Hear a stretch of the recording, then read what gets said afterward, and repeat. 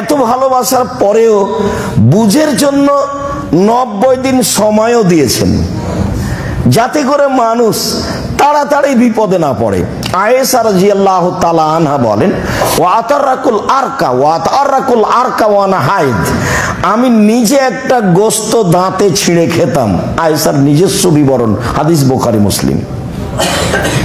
তারপর আমি গোশতের টুকরা রাসূলের হাতে দিতাম। ফায়াদাউ ফাহু ফি মাওদিফিয়া, আমি দেখেছি গোশতের ওখানেই তিনি মুখ লাগিয়েছেন যেখানে আমি মুখ লাগিয়ে গোশতটা ছিঁড়ে খেয়েছি।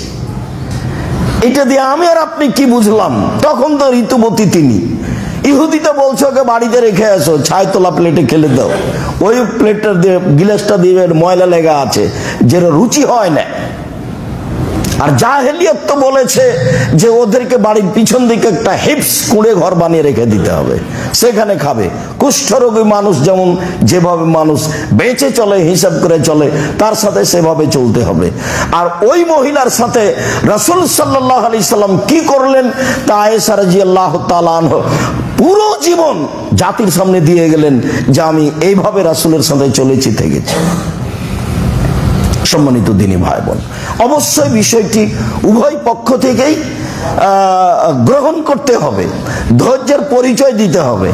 সমস্যা হলেই একেবারে যা ইচ্ছা তাই বলে ফেলতে হবে তা নয়, ও তো শয়তান করাচ্ছে। আপনি যখন বলেন ওও তখন বলে পাশাপাশি, তখন ভাবে দুইজনই যে ও কিছু বলতে পারে, আমি পারি না। আল্লাহ রাসূল বললেন যে জিজ্ঞাসা করা হলো বাঁচার পথ কি, তো বলছে আলজেমাল লেসানাক, মুখখান বন্ধ রাখো, বেঁচে যাওয়া, এটাই তো উত্তর। আল্লাহ রাসূলকে বলা হলো বাঁচার পথ কি, তাহলে বাঁচার পথ কি মানে জাহান্নাম থেকে বাঁচার পথ কি, বাঁচার পথ কি মানে সমাজ থেকে বাঁচার পথ কি, বাঁচার পথ কি মানে ঝামেলা থেকে বাঁচার পথ কি? তো উত্তর কি বললেন? মুখখান বন্ধ রেখো, এটাই তো 1 নম্বর কথা। আর 2 নম্বরে বলেন জরুরি প্রয়োজন ছাড়া বাড়ি ত্যাগ করা হবে না। আপনারই হবে না তো আপনার বউ বেটি বহুদূরের কথা। এই যে দিন রাত সিঁড়িতে উঠছে, এটাই মহিলাগুলো কি সবই হিন্দু? এগুলো কি সবই ইহুদি খ্রিস্টানের? এদের কি কারো বাপ নেই? এদের কি কারো স্বামী নেই? এদের কি কারো ভাই নেই? এই সমাজই, এই পিতাই, এই ভাই, এই স্বামী নারীদেরকে একেবারে মাটিতে মিশিয়ে দিয়েছে, কুকুর শ্রীগালে পরিণত করেছে। এরাই অসভ্য। ও তো দামি সম্পদ। আল্লাহ রাসূল বলছেন আলমারাতু আওরা, মহিলা হচ্ছে ঢেকে রাখা বস্তু, ঘেরে রাখা বস্তু, সম্মানী বস্তু, ওর একটা দাম আছে। ওই যদি নিজেই রাস্তা রাস্তায় গড়ে বেড়াই, সবার সামনে খালি হয়ে ঘুরে, তো ওর দাম কে দিবে? ও তো ইবলিসের সাথে আছে। দেখুন ঠেকাবে কে? ঠেকাবে তার বাপ, ঠেকাবে কে? ঠেকাবে তার স্বামী। আল্লাহ রাসূল এটাই কথা বলছেন। তা আমাদের পক্ষ থেকে আর কি করার আছে? সম্মানিত দিনী ভাই বোন, রাসূল সাল্লাল্লাহু আলাইহি সাল্লাম যথাযথভাবে নারীকে মূল্যায়ন করেছেন।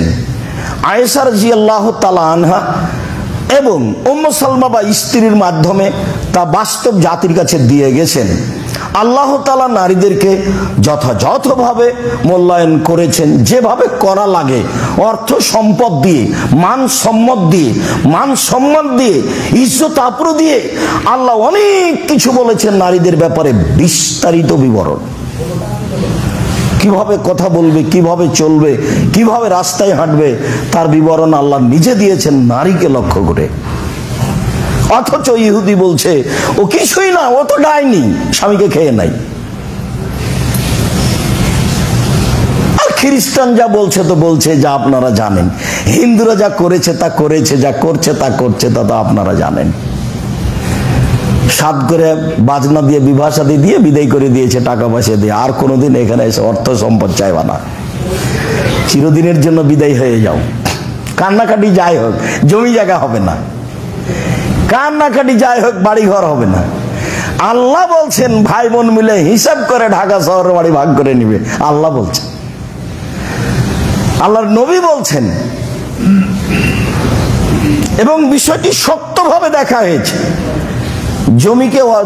জমি অর্থ সম্পদ বাড়িঘর বোনকে দেয় না, এটা শনি রংপুর, দিনাজপুর, লালমিনহাট, নীলফামারী, কুড়িগ্রাম, পঞ্চগড়, ঠাকুরগাঁও, গাইবান্ধা, জয়পুরহাট, বগুড়া এসব ডিস্ট্রিক্টের লোক দেয় না বলে আমরা শুনি। উত্তরবঙ্গের লোক, দক্ষিণবঙ্গের লোক যথাযথ দেয়। হয়তো বা আপনি বলবেন আব্দুর রাজ্জাক সাহেব কাছাকাছি সবাই একই, হ্যাঁ হতে পারে। আর মনে হয় যেন এত দামি সম্পদ বোনকে দিয়ে দেব, ভগ্নিপতি ভোগ করবে, কেমনে হয়? এটা আমার আর আপনার কিছু করার নাই, এ তো বিধান উপর থেকে।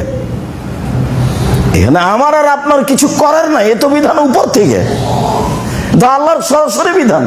মেনে নেওয়াতে কল্যাণ আছে। তখন আমি ওই ছেলেটাকে বলেছি যে তোমার পিতাকে যদি আমি কুকুর শ্রীগালের চেয়ে খারাপ প্রমাণ করতে না পারি, জাতির সামনে আমি কোথায় বলবো না।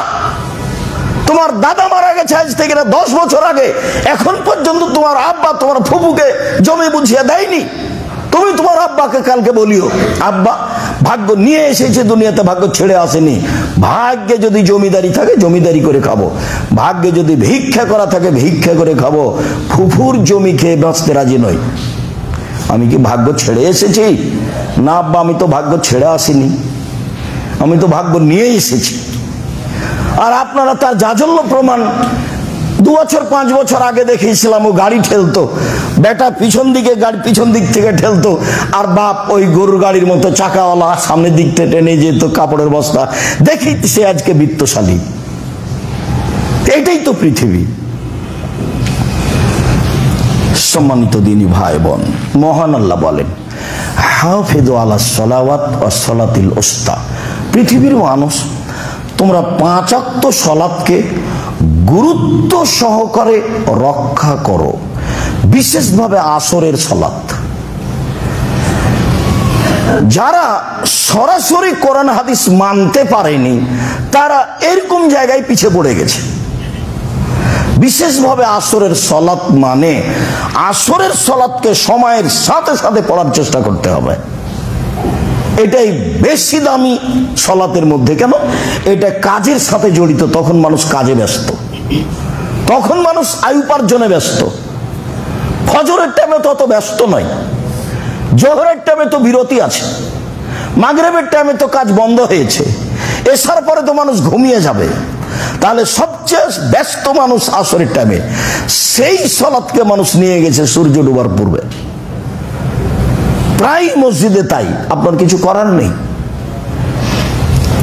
মহান আল্লাহ বলেন পৃথিবীর মানুষ 5 ওয়াক্ত সালাতকে যথাযথভাবে আদায় করো, বিশেষভাবে আসরের সালাত।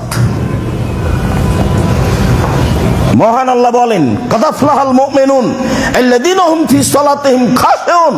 যারা ভয় ভীতি নিয়ে নির্ধারিত সময়ে সালাত আদায় করে তারাই সফল হলো। এটা আল্লাহ বলছে।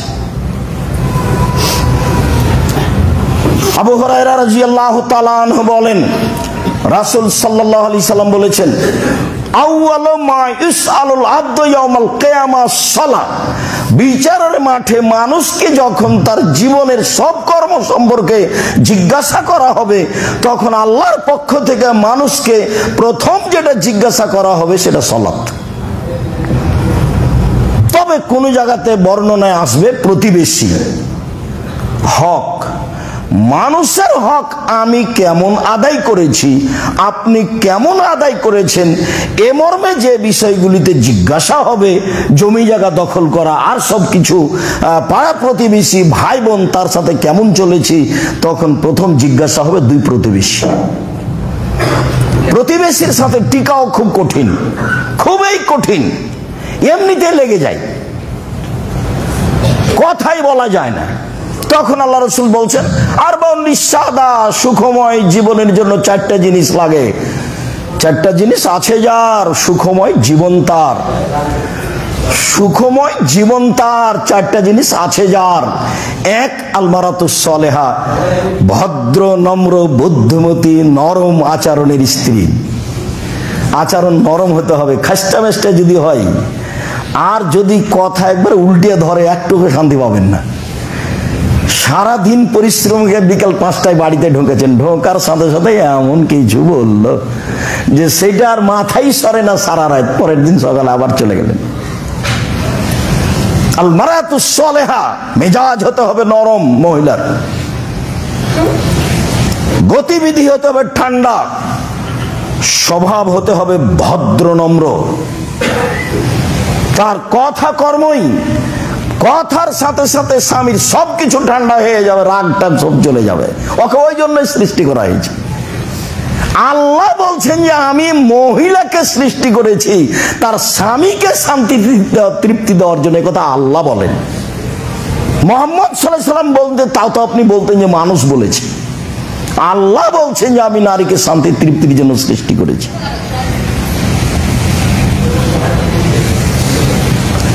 তো দুই, আল জারুস সালেহ, প্রতিবেশী ভালো যার, সুখময় জীবন তার। এক নম্বরে হলো ভালো স্ত্রী যার, সুখময় জীবন তার। দুই নম্বর, প্রতিবেশী ভালো যার, সুখময় জীবন তার। তিন, আল মারকাবুল হানি, একটা ভালো গাড়ি, সাইকেলটা চেন পড়ে না, গাড়িটা চাকা নষ্ট হয় না, উঠতেই চাকা নষ্ট হয়, মনে হয় যে গাড়িটা ছেড়ে রাস্তার গাড়িতে চলে যায়। কৃষক গাড়ি জমি চাষ শুরু করলে গরুটা শুয়ে যায়, কাজ করে না। আল্লাহ রাসূল বলছেন আল মারকাবুল হানি, একটা ভালো বাহন। চার, আল বাইতুল ওয়াসে, প্রশস্ত ঘর, অন্তত মেহমান যেখানে বসবে সেটা প্রশস্ত হতে হবে। কি সুবিধা মুহাম্মদ সাল্লাল্লাহু আলাইহি সাল্লাম কিভাবে সংসার করলেন। উমর রাদিয়াল্লাহু তাআলা কুঁড়ে ঘরে বসবাস করে অর্ধ পৃথিবী পরিচালনা করলেন, তখনও বাড়ি ঘর তেমন নেই।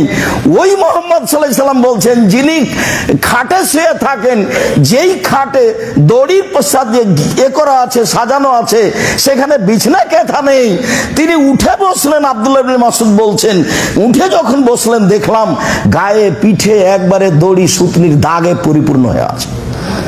তো আমি বলছি, আপনি একটু ভালো কিছু করলে হয় না? আমি আব্দুল্লাহ ইবনে মাসউদ বললাম। তখন বলছি যে ভালো কিছু করে কি করবা, এটা তো করলো ইহুদি খ্রিস্টান, তারাই তো করছে, আমরা আর কি করব। তখন বলছেন আব্দুল্লাহ ইবনে মাসউদ, কুন ফি দুনিয়া কান্নাকা গরীব, তুমি দুনিয়াতে থাকো তুমি যেন অপরিচিত, ও আবের সাবিলিন, তুমি যেন পথিক, আছি নেই। তিন, উদ্দা নাফসাক মিন আহলিল কবরে, নিজেকে কবরের সদস্য ভেব। 24 ঘন্টা ভাববে আমি কোথাকার সদস্য, কবরের সদস্য। বড় বড় সদস্য ভেবে লাভ নেই।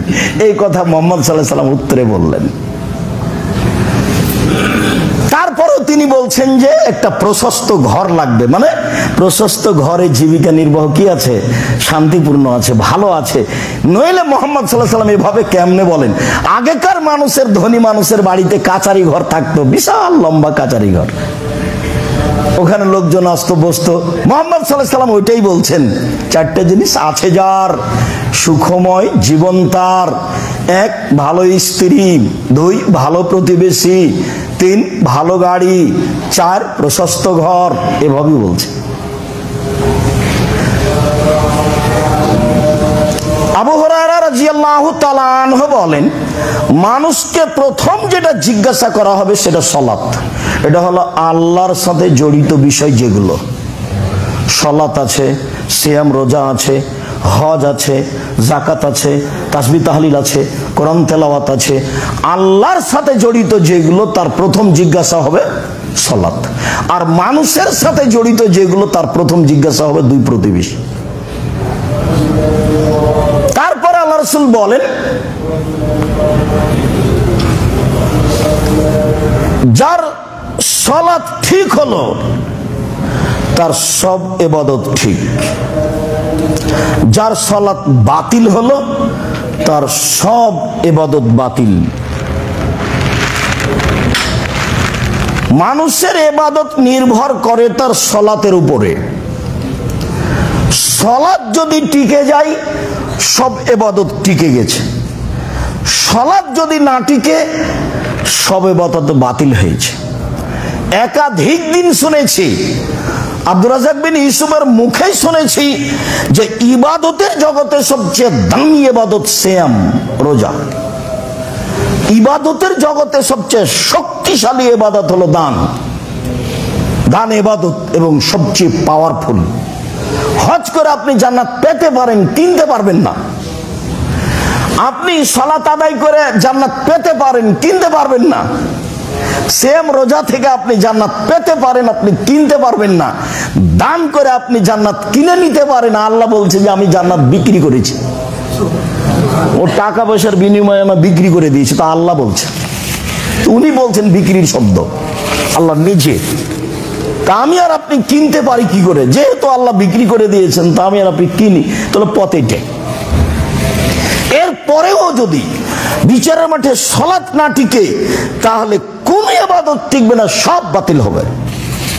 এক ভিন্ন ধরনের ইবাদত। আনাস রাদিয়াল্লাহু তাআলা আনহু বলেন, রাসূল সাল্লাল্লাহু আলাইহি ওয়াসাল্লাম বলেছেন, as-salatu salasatu aslasin, সালাত তিন ভাগে বিভক্ত। আর তাহুরু সলুসুন, ওযু হলো তিন ভাগের এক ভাগ। রুকু ও সলুসুন, রুকু হলো তিন ভাগের এক ভাগ। ও সুজুদ ও সলুসুন, সিজদা হলো তিন ভাগের এক ভাগ। ফামানাদ্দা হবে হাক্কেহা কবেলা সালাতুহু কবেলা সাইর আমালিহি, যদি সালাতের সব নিয়ম ঠিক ঠিক আদায় করে, সালাত কবুল করা হবে, সব ইবাদত কবুল করা হবে। ওয়াইন রুদ্দাত আলাইহি সালাতুহু, সালাতের নিয়ম কানুনে যদি সালাত প্রত্যাখ্যান করা হয়, যা ইবাদত করেছে সবই বাতিল। এটা রাসূলের মুখের কথা। এই জন্য তাড়াহুড়া রুকু করা, তাড়াহুড়া করে রুকু করা হবে না। এই জন্য তাড়াহুড়া করে সিজদা করা হবে না। এই জন্য তাড়াহুড়া করে ওযু করা হবে না। খালি সিজদা দিবেন আর উঠবেন, দিবেন এরকম ইবাদত হবে না। যে দুনিয়ার লোক করছে, যে করছে তো মানুষ, রাসূল সাল্লাল্লাহু আলাইহি ওয়াসাল্লাম যা বলেছেন তার তো, মানুষ তো একটা মানুষের মতামতের উপরই চলে। মানুষ কি সহজে রাসূল সাল্লাল্লাহু আলাইহি ওয়াসাল্লামের নীতিতে চলে? এটা খুব কঠিন। যে যাকে ভালোবাসে তার নিয়ম মেনে চলে, যে যাকে ভালোবাসে সে তার নিয়ম মেনে চলে। তো সম্মানিত দ্বীনি ভাই বোন, সালাত এমন একটি ইবাদত যার উপরে নির্ভর করে অন্যান্য ইবাদত। যদি সালাত কবুল হয়, আরগুলো এমনিতেই কবুল হবে। যদি সালাত কবুল না হয়, তাহলে আরগুলো কবুল হবে না। সালাতই একটা ইবাদত, একবারে ব্যতিক্রম, কোনো সমস্যা বুঝে না। অন্যান্য ইবাদত সমস্যা বুঝে। যেমন হজ, এবছর করলেন না, সামনের বার করেন, এ তো হলো, তো এ তো সমস্যা বুঝলো। যেমন যাকাত, 20 দিনে 1 মাস আগে দিয়ে দেন, সমস্যা নেই, হাদিস আছে। 10 দিন পরে দেন, দেন, সমস্যা নেই, দেন, এই যে সমস্যা বুঝলো। রোজা, এখনো অসুস্থ, পরে করেন। এখন মহিলা ঋতুবতী, পরে করুক, এই যে মেনে নিয়েছে। অথচ বড় বড় বিধান, সবাই ফরজ বিধান। সালাত কোনো সমস্যা মানে না। ওযু করে সালাত আদায় করতে হয়, পানি নেই, তায়াম্মুম করে পড়ো। তায়াম্মুম মাটি নেই, এমনিতেই পড়ো। দাঁড়িয়ে সালাত আদায় করতে হয়, তো দাঁড়িয়ে পারছে না, বসে করো। তো বসে পারছে না, শুয়ে করো। কেবলার দিকে মুখ করে সালাত আদায় করতে হয়, কেবলা বোঝা যায় না, এমনিতেই পড়ো। পরিষ্কার কাপড় পরে সালাত আদায় করতে হয়, তো পরিষ্কার নেই, পেশাব পায়খানা লেগে আছে, সেটাই পড়ো। বলে পরিষ্কার ও অপরিষ্কার কোনো কাপড়ই নাই, কারণবশত নগ্ন উলঙ্গ হয়ে আছি, বলে এই সময়তেই সালাত আদায় করতে হবে, বাধ্য করতেই হবে। কোনো প্রকার আপোষ নাই, কোনো প্রকার মিস নেই। এতটুক যে শতকরা 95 জন মুসলিম যেটা বুঝতে চায় না, যেটা আল্লাহ রাসূল সহজ করেছেন, সেটা হলো সফরে আছেন, তখন জোহর 2 আসর 2 একসাথে পড়ে নেন। সফরে আছেন, তখন মাগরিব 3 এশা 2 একসাথে পড়ে নেন। এ তো সহজ পথ। জোহরের আগেই বের হয়েছেন সফরে, তো জোহর ঠেলে নিয়ে যান আসরে। জোহরের টাইমে বের হয়েছেন, তো আসর আগে আনেন জোহরে। মাগরিবের আগে বের হয়েছেন, মাগরিব নিয়ে যান এশায়, রাত 10টা হোক না কেন, 12টা হোক না কেন, মাগরিব একবারে নিয়ে যাবেন এশায়। মাগরিবের টাইমে বের হয়েছেন, এশা নিয়ে চলে আসেন মাগরিব। সব সহিহ হাদিস, সময়ের গতিতে সব আসবে ইনশাআল্লাহ। তো আল্লাহ পথ সহজ করেছেন, এরা তো এখন বলছে যে আরে রাসূলের যুগে না বিপদ ছিল, সেজন্য এখন বিপদ নাকি, কেন জমা করতে হবে? আবার বলছে কেন কসর করতে হবে? আল্লাহর নবী বলছেন এটা আল্লাহর পক্ষ থেকে দান, তুমি দানটা নিবা না কেন? আল্লাহ বলছেন যে ঠিক আছে আমি তোমাকে এটা করে দিলাম, সাদকা করে দিলাম, নাও, এটা 4 ছিল আমি 2 করে দিয়েছি। এটা আল্লাহর পক্ষ থেকে নেওয়া, যেটা দেওয়া হয়েছে যেটা নেওয়া উচিত, এটাই সুন্নাত।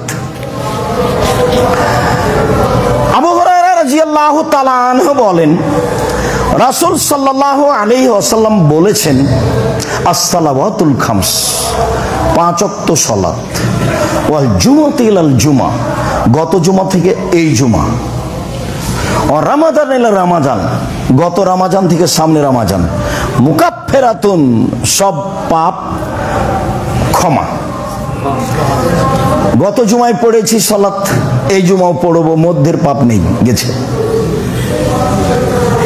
গত রমাজানে করেছি সিয়াম, এই রমাজানে করব, মধ্যের পাপ গেছে। জোহরের পড়েছি, আসরের পড়ব, মধ্যের পাপ মিটে গেছে, সব শেষ। কখন? এজাজতনে বাতিল কাবায়ের, যখন কাবিরা গুনাহ থেকে বেঁচে থাকবে তখন। কাবিরা গুনাহ এভাবে শেষ হয় না। সুদ খাওয়া কাবিরা গুনাহ, ঘুষ দেওয়া কাবিরা গুনাহ, শিরক করা কাবিরা গুনাহ, বাপ মায়ের অবাধ্য চলা কাবিরা গুনাহ, মিথ্যা সাক্ষী কাবিরা গুনাহ, জেনা কাবিরা গুনাহ, রাহাজানি কাবিরা গুনাহ, হত্যা করা কাবিরা গুনাহ, লুটপাট করা কাবিরা গুনাহ, জমি দখল করা কাবিরা গুনাহ। যাওয়ার সময় দেখবেন কে বড় ক্ষতিগ্রস্ত একটা বই আছে, সব যা আলোচনা আছে সবই কাবিরা গুনাহ। তো মানুষ যদি কাবিরা গুনাহ থেকে বেঁচে থাকে, তাহলে মধ্যে যা হয়েছে তা মিটে যায়, মধ্যে যা হয়েছে তা মিটে যায়। তো কাবিরা গুনাহের জন্য কি করতে হবে?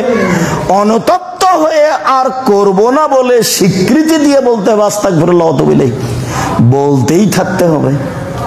মুসা আলাইহিস সালাম এক থাপড় দিয়ে তো মানুষ মারলেন, ফেরাউন তো যা বলল তা বললই।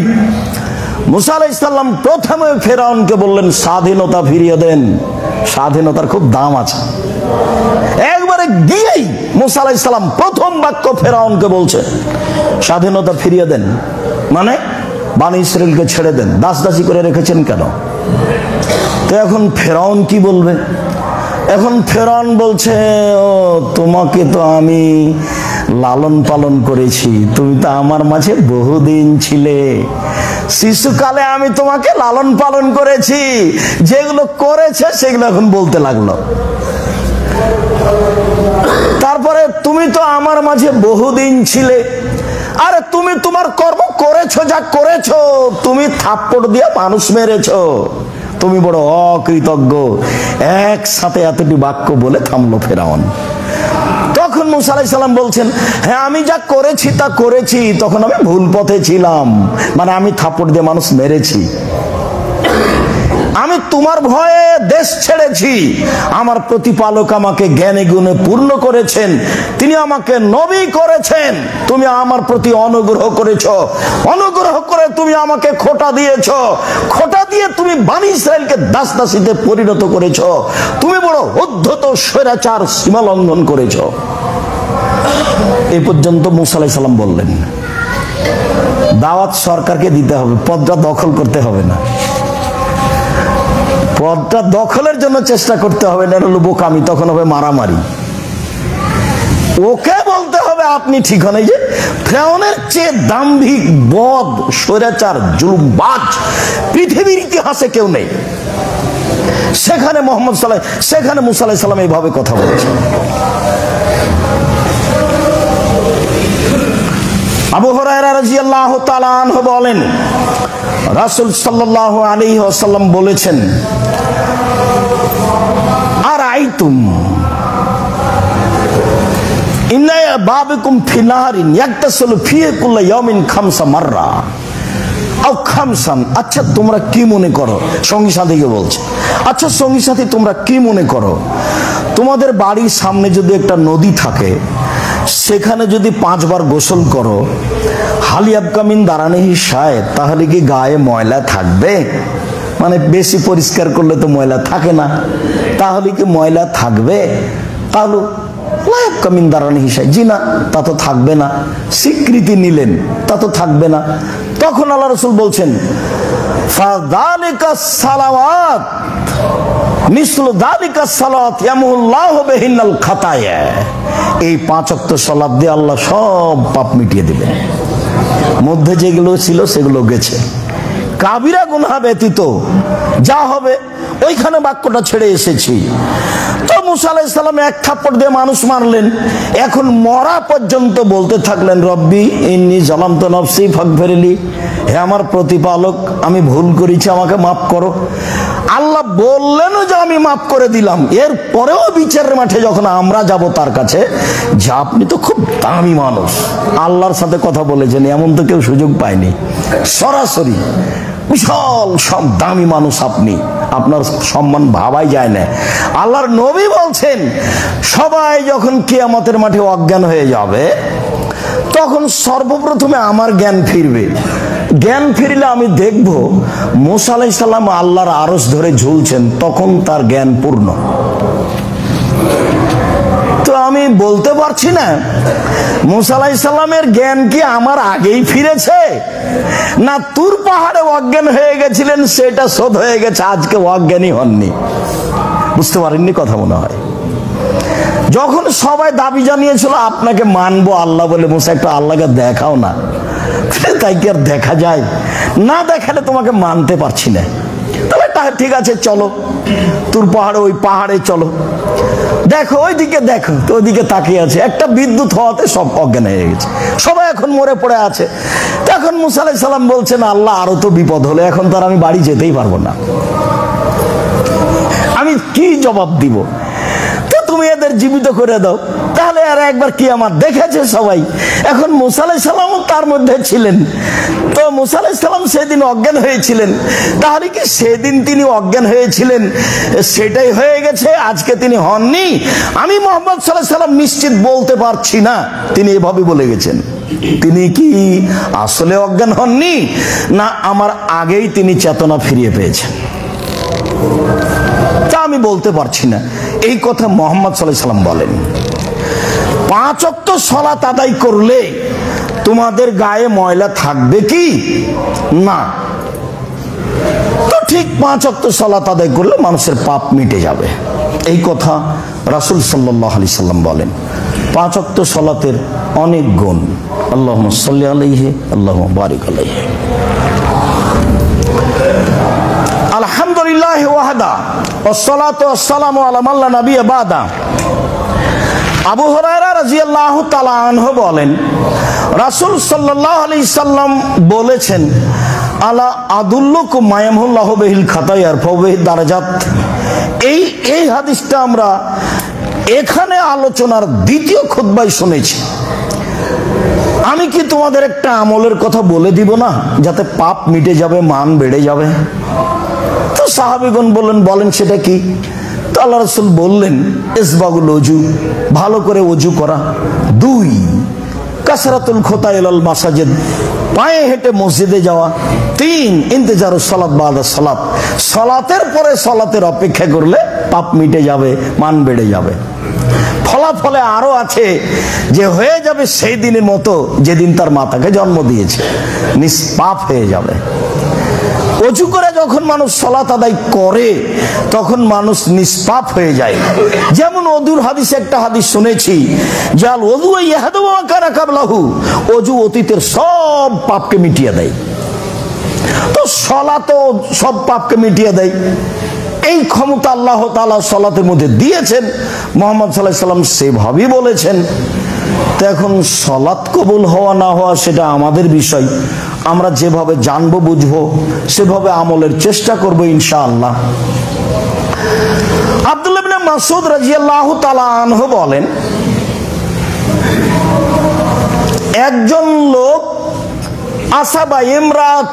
আসাবা মিন ইমরাতিন কবলাতান, কোন নারীর সাথে অশ্লীল কাজ করে বসে বা অশ্লীল কাজের কাছাকাছি এরকম কিছু। তারপরে ও রাসূলের কাছে আসলো, এসে বলল যে আল্লাহর নবী আমি এই অন্যায় করেছি। তো আল্লাহ রাসূল তাকে কিছু বললেন না। ইয়াসালহু আনহু, বিষয়টা তার কাছে জিজ্ঞাসা করলেন না, কি হয়েছে, কি ঘটনা, কিছু বললেন না। তো কিছু যখন বললেন না, তো লোকটি রাসূল সাল্লাল্লাহু আলাইহি সাল্লামের সাথে সালাত আদায় করলো। যখন ও সালাত আদায় করলো, তখন রাসূল সাল্লাল্লাহু আলাইহি সাল্লাম বলছেন যে তুমি যে অন্যায় করেছো, এই অন্যায় সালাতের কারণে আল্লাহ মিটিয়ে দিয়েছে। ফাগাফারাল্লাহু লাকা বিহাযা, এই সালাতের মাধ্যম দিয়ে আল্লাহ তোমার ওটা মিটিয়ে দিয়েছে। তখন ওই ব্যক্তি বা অন্য ব্যক্তি বলছেন, আল্লাহর নবী, আলিয়া হাদা মখসুস, এটা কি আমার জন্য খাস? তখন আল্লাহ রাসূল বলছেন, না না, লে জামিয়ে উম্মতি কুল্লিহিম, আমার সব উম্মত, সবাই, কেউ যদি চূড়ান্ত কাবিরা গুনাহে না যায়, তাহলে তার সালাতের মাধ্যমে সম্ভব।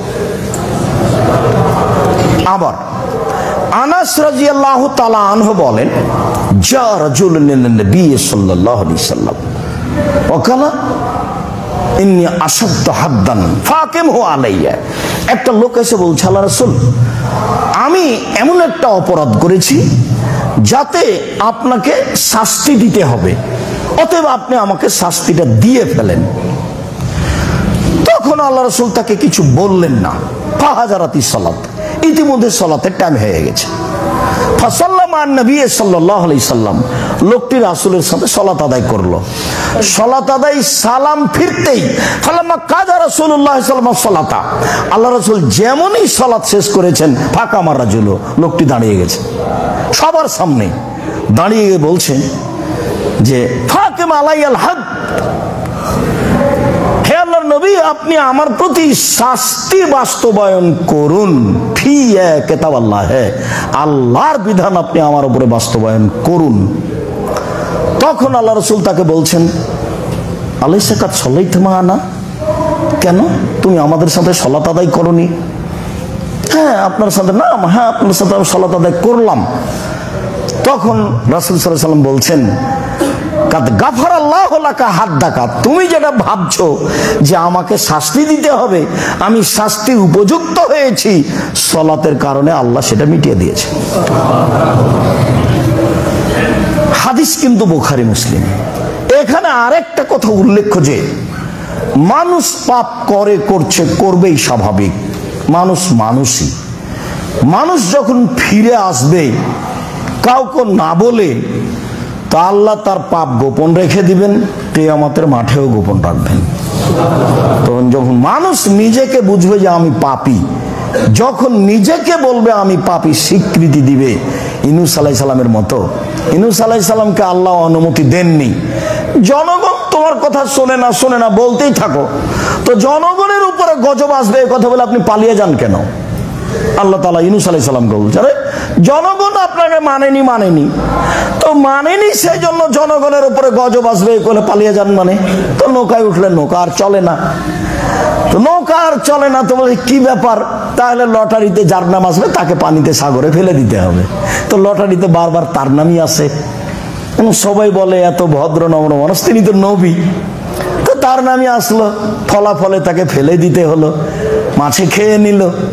তো উনি বললেন, লা ইলাহা ইল্লা আনতা সুবহানাকা ইন্নী কুনতু মিনাজ জালিমিন, আল্লাহ ছাড়া কোনো মাবুদ নাই, তোমার পবিত্রতা বর্ণনা করি, আমি অপরাধী।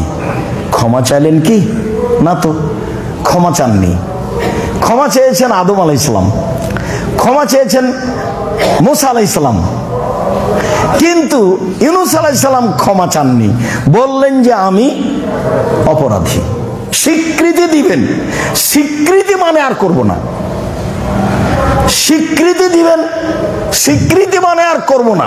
তখন আল্লাহ ক্ষমা করতে পার, ক্ষমা করতে থাকবেন, আবার হলে আবারও ক্ষমা করবেন, আবার হলে আবারও ক্ষমা করবেন। ও তো একাধিক দিন শুনেছি যে ইবলিস বলল, ঠিক আছে আমি আপনার রহমত থেকে চলে যাচ্ছি, আমার একটা কথা শুনতে হবে। কি কথা? কিয়ামত পর্যন্ত বেঁচে থাকার সুযোগ দিতে হবে। দিলাম। আচ্ছা তাহলে আপনার সম্মানের কসম, আমার ইজ্জতের কসম, আপনার মর্যাদার কসম, কিভাবে আদমের ছেলে মেয়ে জান্নাতে যায় সেটা আমি দেখে ছেড়ে দেবো। ওর দেহে যতদিন শ্বাস আছে ওকে আমি পাপী করবই করবই করেই ছাড়বো। এটা তো ইবলিসের জিদ। কিয়ামত পর্যন্ত বেঁচে থাকবে আপনার জন্য জানি মানি শত্রু। তখন আল্লাহ তাআলা বললেন, আচ্ছা ঠিক আছে, আদমের ছেলে মেয়ে যতবার আমাকে বলবে ভুল হয়েছে ততবার আমি ক্ষমা করে দেবো। উনি তো শক্তি প্রয়োগ করে ইবলিসের সামনে বললেন, আয় যা তুই কিছু করতে পারবি না, এ তো বললেন না। তার মানে ইবলিস তার কর্মে বহাল থাকবে। ও হলো খোলাখুলি শত্রু, সব সময় অন্যায়কে ভালো করে দেখাবে, অন্যায়কে ভালো করে দেখাবে।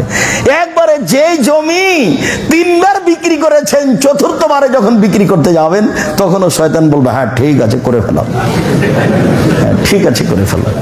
সব সময় খারাপটাকে ভালো করে দেখাবে, দেখাতে পারে। আদম আলাইহিস সালামের সামনে বলছে, আমি উত্তম উপদেশদাতা, আপনি আমার কথা শোনেন। সরাসরি যদি ইবলিস এসে বলে থাকা হবে না এখানে, আল্লাহ আপনাকে ফাঁকি দিয়েছে, ধোকা দিয়েছে, এই কথাকে আর আদম আলাইহিস সালাম শুনবেন? তো নবী। এখন এসেই বলছেন আমি উত্তম উপদেশদাতা, আমি হচ্ছি পৃথিবীর সবচেয়ে বড় উপদেষ্টা, পৃথিবীতে সবচেয়ে বড় উপদেষ্টা, আমি উত্তম কল্যাণকামী, আমার কথা শোনেন আপনি। আল্লাহ আপনাকে জান্নাতে থাকতে দিবেন না, সেই জন্য ফল খেতে নিষেধ করেছেন, তারপর আর নেই। এখন স্ত্রী বলছেন খাও না, খাও। কত বলে লোকটা, কসম করে বলে খাও না, এত শক্ত করে বলে। তা আদম আলাইহিস সালাম ভাবছেন কেমন কথা হলো, আল্লাহ এখনই নিষেধ করলেন এটা খেতে হবে, ভাবছেন। কিছুক্ষণ পরে আবার চলে এসেছে, এসে বলছে যে আমি উত্তম উপদেশদাতা, উত্তম ভালো, খায়ের শব্দ ব্যবহার হয়েছে কোরআন মাজিদে। আবার নাই, তখন বউ আবার বলছে, তখন খেয়ে ফেলেছেন। সবাই যখন বলে খেয়ে ফেলি, যেমন খেয়ে ফেলেছেন, তখন আল্লাহ বলছেন না আমি তো এটা বলিনি, আমি তো নিষেধ করেছি। এবার তখন উনি তো বলতে লাগলেন, রব্বানা যালামনা আনফুসানা ওয়া ইল্লাম তাগফির লানা ওয়া তারহামনা লানাকুনান্না মিনাল খাসিরিন। আব্দুল্লাহ ইবনে মাসউদ রাদিয়াল্লাহু তাআলা আনহু বলেন, রাসূল সাল্লাল্লাহু আলাইহি সাল্লামকে আমি জিজ্ঞাসা করলাম যে আইয়ুস সালাতে আহাব্বু ইলাল্লাহ, আইয়ুল আমালে আহাব্বু ইলাল্লাহ, আমলের মধ্যে সবচেয়ে প্রিয় আমল আল্লাহর কাছে কোনটা, এটা জিজ্ঞাসা। এবার উত্তর দেখেন, হাদিস কিন্তু বুখারী মুসলিম। as-salatu liwaqtiha, সালাতকে নির্ধারিত সময়ে আদায় করা আমলের যুগে সবচেয়ে, আমলের জগতে সবচেয়ে উত্তম আমল। খালি 5টার সময় আজান দিয়ে আসর পড়লেই হবে? সূর্য ওঠার সময় আজান দিয়ে ফজর পড়লেই হবে? সূর্য ডুবার পরপরই একটু পরে আজান দিয়ে এশা পড়লেই হবে? এশার সালাত যত দেরি হবে তত নেকি বেশি আছে। মাগরিবের সালাত যত তাড়াহুড়া করে নির্ধারিত সময় হবে তত বেশি নেকি আছে। আসরের সালাত যত একবারে নির্ধারিত সময়ের উপরে হবে তত নেকি বেশি আছে।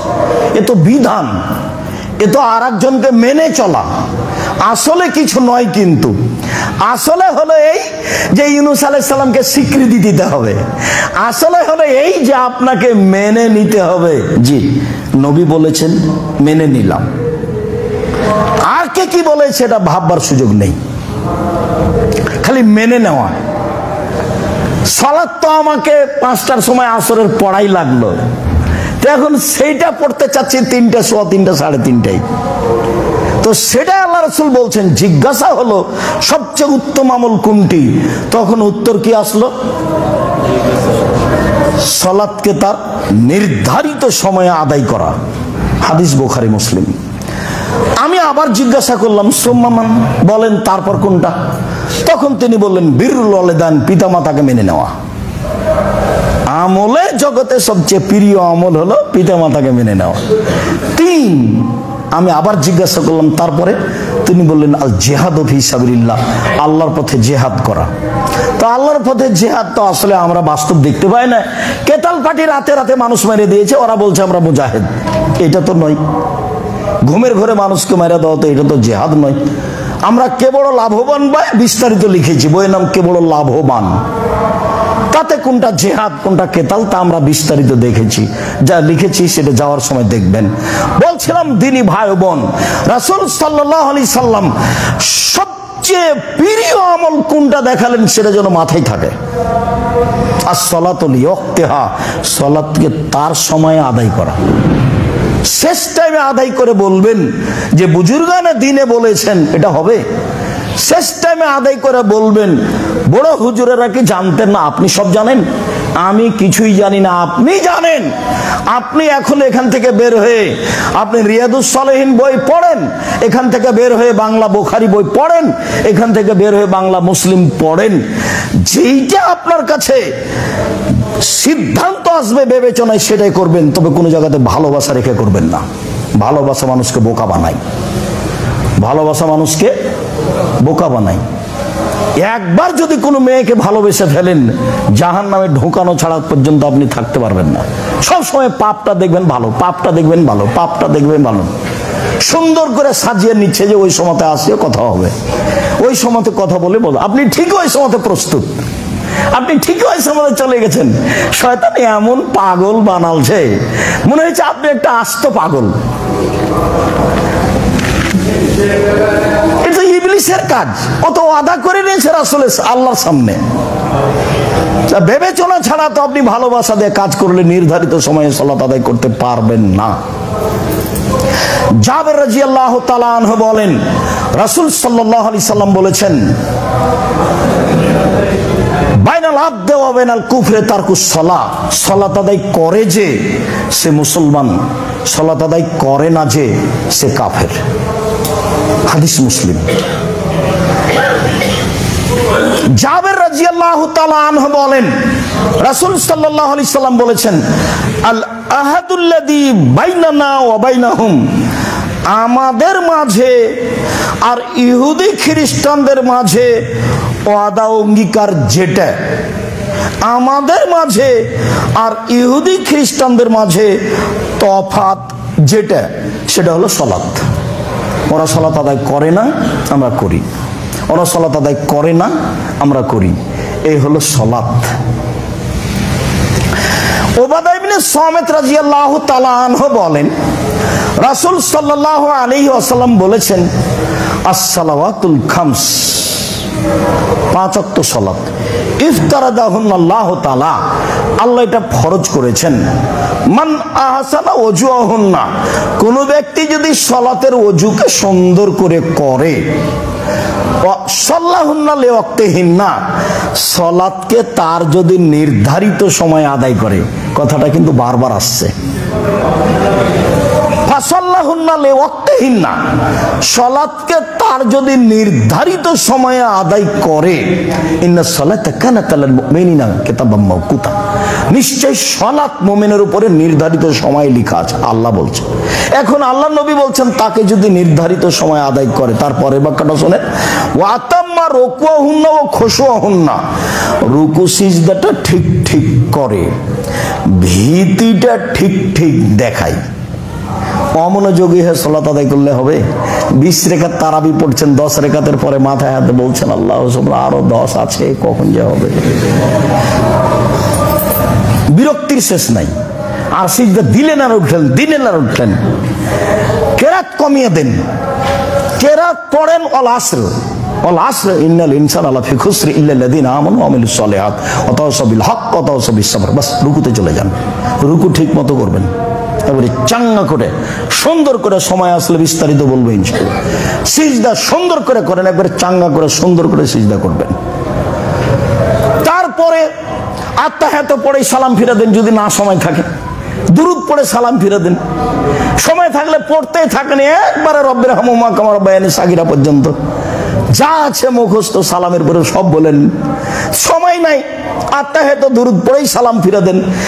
কিন্তু আপনি রুকু এবং সিজদায় দুর্বলতা দেখাতে পাবেন না, এটা নিষেধ, কঠিনভাবে নিষেধ। সুন্দর করে আদায় করলো, ভয় ভীতি নিয়ে করলো। এখন আল্লাহ রাসূল বলছেন, কান আল্লাহু আলাল্লাহি আহাদুন, এবার আল্লাহর সাথে আমার একটা চুক্তি হয়ে গেল। যখন আমি সুন্দর করে রুকু সিজদা করলাম তখন আল্লাহর সাথে আমার একটা চুক্তি হয়ে গেল যে এক ফেরাল্লাহ, আল্লাহ তাকে ক্ষমা করে দিবেন। বাস, আল্লাহর সাথে চুক্তি ফাইনাল হয়ে গেছে, তিনি ক্ষমা করে দিবেন। আমার সাথে তো আর মুখামুখি চুক্তি হবে না। আল্লাহ তোমাকে বলবে না, হ্যাঁ ঠিক করে রুকু করো, জি করলাম। ঠিক করে সিজদা করো, জি করলাম। হ্যাঁ সালাম ঠিক করে করো, ব্রেক করলাম। আচ্ছা ঠিক আছে, এই যে হাতে হাত মিলাও, চুক্তি হয়ে গেল, জান্নাতে যাওয়া। এইভাবে কি হবে আল্লাহর সাথে চুক্তি?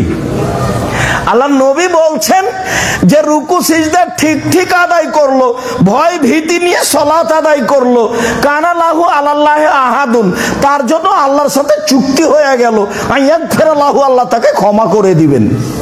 এটা আল্লাহ রাসূল বলছেন।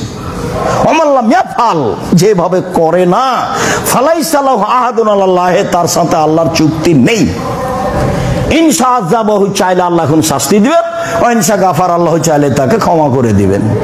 আর চুক্তি নাই, কি করবেন সেটা আল্লাহর ব্যাপার। আর যদি আমি ঠিক ঠিক সালাত আদায় করি সময় মতো, তাহলে আমার তার সাথে কি হয়ে গেছে? চুক্তি হয়ে গেছে। মুখামুখি তার সাথে কোনো কথা হয় না। এখন মুহাম্মদ সাল্লাল্লাহু আলাইহি ওয়াসাল্লাম বলছেন যে মসজিদ আল্লাহর ঘর, আমি যে মসজিদে বসতে চাচ্ছি, যার যে মালিক তার কাছে অনুমতি নাও। কিভাবে নিব? আমি তো আর বলতে পারি না, আল্লাহ আমি আপনার ঘরে বসতে চাচ্ছি। এটা কি হবে? তো হবে না। তো হবে না, তো আপনি কিভাবে করবেন? অনুমতি নিবেন? 2 রাকাত সালাত, 2 রাকাত সালাত আদায় করেন, অনুমতি হয়ে গেছে। এটাই বিধান। মুহাম্মদ সাল্লাল্লাহু আলাইহি ওয়াসাল্লাম বলছেন, তার সাথে জিবরাইলের সাথে আমার আপনার কথা হয় না।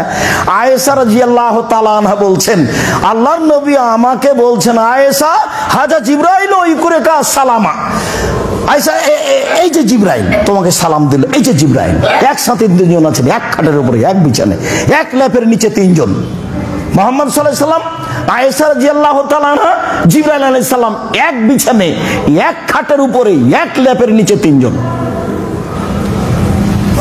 এখন মুহাম্মদ সাল্লাল্লাহু আলাইহি ওয়াসাল্লাম বলছেন, আয়েশা এই যে জিবরাইল তোমাকে সালাম দিল। তো আল্লাহ রাসূল তো এখানেই দেখাচ্ছেন, তো কই আয়েশা দেখতে পান না কেন? এখন আয়েশা রাদিয়াল্লাহু তাআলা বলছেন, ওয়া আলাইহিস সালাম ওয়া রাহমাতুল্লাহি ওয়া বারাকাতুহু, তার উপরে সালাম, তার উপরে শান্তি, তার উপরে সালাম, তার উপরে শান্তি। ফাতারা ওয়ালা নারা, আপনি তো দেখতে পান না, আমরা তো দেখতে পাই না। জিবরাইল তো আমাদের দেখতে পান, আমরা তো দেখতে পাই না। আপনি তো দেখতে পান, আমরা তো দেখতে পাই না। এক বিছানে জিবরাইলের সাথে আমাদের কথা হয় না সরাসরি, আল্লাহর সাথে কিভাবে সরাসরি কথা হবে? আল্লাহর পদ্ধতি এই। সম্মানিত দিনী ভাই বোন, আমরা আলোচনা করছিলাম সালাতের ফজিলত। সময়ের গতিতে আরো অনেক আলোচনা আছে সালাতের ফজিলতের ব্যাপারে, সালাতের মর্যাদার ব্যাপারে। আপাতত আজকের মতো এই পর্যন্ত বলে আমি আপনাদেরকে আন্তরিকভাবে অনুরোধ জানাচ্ছি যে ভুলেও কখনো তাড়াহুড়া করে সালাত আদায় করবেন না। তাড়াহুড়া দেখাবেন কোন জায়গায়? কিরাত। মনে থাকবে না মনে হয়? আরো যদি তাড়াহুড়া দেখাতে চান তাহলে আসেন, সূরা ফাতিহা পড়ার পরে বলবেন কাফ, রুকুতে চলে যান। এক আয়াত হয়ে গেছে। কাফ, এক আয়াত হয়ে গেছে। এক আয়াত হয়ে যায়নি? এক আয়াত হয়ে গেছে। দেখেন আয়াত দেওয়া আছে। আর না হলে বলেন মুদহাম্মাতান, এক আয়াত হয়ে গেছে। মানে আপনার ব্যস্ততার কথা আমি বলছি। আসর দিয়ে যদি না হয়, কাউসার দিয়ে যদি না হয়, তাহলে সূরা ফাতিহার পরে ওটাই যান, দিয়ে রুকুতে চলে যান। কিন্তু রুকু সিজদায় তাড়াহুড়া করতে পাবেন না। রুকু সিজদাকে তার 6 স্থানে সুন্দর করে বহাল রাখতে হবে। উম্মে হানি বলছেন, মক্কা বিজয়ের পরে আল্লাহর নবী আমার বাসায় ঢুকলেন, তিনি 8 রাকাত চাস্তের সালাত আদায় করলেন। এত হালকা সালাত আমার জীবনে আমি কোনোদিন দেখিনি। তবে রুকু সিজদা ঠিক ঠিক করলেন। 8 রাকাত চাস্তের সালাত আদায় করলেন। এত তাড়াহুড়া করে সালাত আদায় করতে আমি কোনোদিন দেখিনি। তবে রুকু সিজদা ঠিক ঠিক করলেন। এইটা যেন আপনার ঠিক হয়, সময় যেন ঠিক হয়। যার কারণে আল্লাহ রাসূল বলেছেন, সমাজপতিরা, দলপতিরা যদি সালাতের সময়কে মেরে দেয়, তখন তোমরা কি করবা? বলেন, আপনি বলেন কি করব? তখন বাড়িতে পড়ে নিও। হাদিস তো বুখারী মুসলিম। এটা মনে হয় বুঝতে পারলেন না। আবার বলি, বুখারী মুসলিমের হাদিস। বিত্তশালীরা যদি সালাতের সময়কে মেরে দেয়, মানে কি? নির্ধারিত সময়ে সালাত আদায় না করে, সমাজপতিরা যদি নির্ধারিত সময়ে সালাত আদায় না করে, নির্ধারিত সময় যদি মেরে দেয়, তাহলে কি করবা? তখন সাহাবীগণ বলছেন, বলেন কি করব? আরে বাড়িতে পড়ে নিও, তারপর মন চাইলে তাদের সাথে জামাতে পড়তে যায়। তখন যেটা হয়ে গেছে সেটা ফরজ, যেটা এখন হবে সেটা নফল, মন না চাইলে যায়ও না। হাদিস তো বুখারী মুসলিম। বাড়িতে পড়ার অনুমতি দিচ্ছেন, আপনি প্রয়োজনে আসর পড়েন বাড়িতে, ফজর পড়েন বাড়িতে। এর অর্থ এই নয় যে আপনি তার সাথে 5টায় সালাত আদায় করবেন, এটা হতেই পারে না। এই নয় যে আপনি সূর্য ওঠার সময় পূর্ব আপনি সালাত আদায় করবেন, এটা হতেই পারে না। আমি তো এটা বললাম, আপনার তো বিবেচনা আছে। মাছ দিয়ে ভাত খেলে আপনি কাঁটা ফেলে খান, কাঁটা সহ খান না। আর ঢাকা শহরে 1 শতক জমি কিনলে তার যে কত কাগজ, 22, 62, 72 জমি জরিপ আছে কিনা, এই আছে কিনা, সেই আছে কিনা, খারিজ আছে কিনা, সব দেখেন।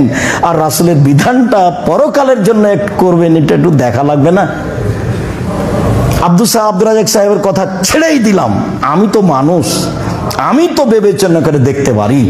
আপনি বিবেচনা করে দেখবেন, এটাই ঠিক। ইবাদতের জগতে সবচেয়ে দামি ভিন্ন ধরনের ব্যতিক্রম ইবাদত, যেই ইবাদতের কোনো আপোষ নাই, পৃথিবীতে কোনো আপোষই নাই, পড়তেই হবে। মানুষের জীবনে সবচেয়ে গুরুত্বপূর্ণ, সবচেয়ে ব্যতিক্রম ইবাদত হলো সালাত, যার সাথে কিয়ামত পর্যন্ত তার বয়স শেষ হওয়া পর্যন্ত আপোষ করতে পারবে না, যার জরিমানা নেই।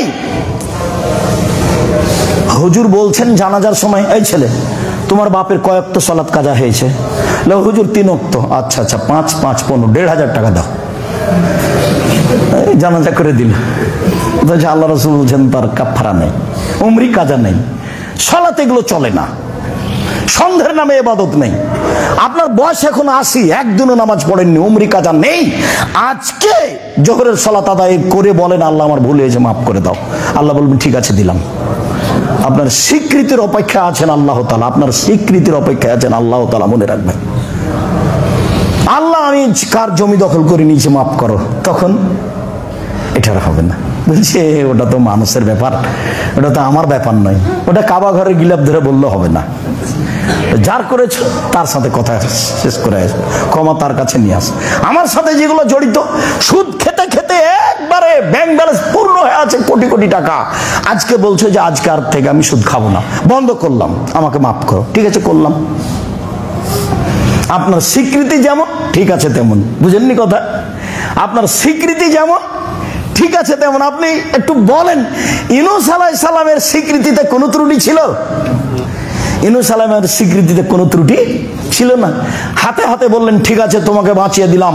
পৃথিবীর যে কোনো মানুষ এই কথা বলবে, আমি তাকে বাঁচিয়ে দেব কিয়ামত পর্যন্ত। সম্মানিত দিনী ভাই বোন, অবশ্যই আলোচনা মেনে চলার চেষ্টা করবেন, আল্লাহ কবুল করুক। অবশ্যই দানের হাতটা প্রশস্ত করবেন, খালিভাবে যেন কোটাটা পার না হয়, এটা খুব ভালোভাবে মনে রাখবেন। যারা কর্মচারী আছি তারাও, যারা এখানে ছাত্র আছি তারাও, যারা শিক্ষক আছি তারাও, সবাই ভালো হবে আপনার জন্য, আমার জন্য। দিনী ভাই বোনকে আপনি সাথে নিয়ে আসবেন, আমি ধর্মের ব্যাপারে তার উপকার করবই করবো ইনশাআল্লাহ।